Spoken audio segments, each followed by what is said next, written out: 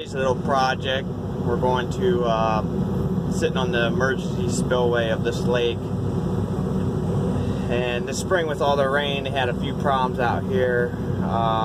They put this little cabin and stuff in over here, and the water, I don't know if you see the water stains on it, got up and flooded into it like a foot or better. So they want us to lower this emergency spillway, because where it flooded is when it started running over the spillway. But so yes, that's what we're going to do today. We're going to shot some levels. We're going to have this start 6 inches above the water level. So I got it painted out here, so we'll get digging. We're all done here. It turned out pretty good. The owner's on his way here with some straw and some grass seed. So,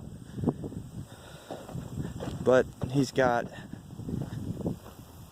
this is 6 inches, set 6 inches above this normal spillway outlet, which only gives him 10 inches to his buildings. So that's it.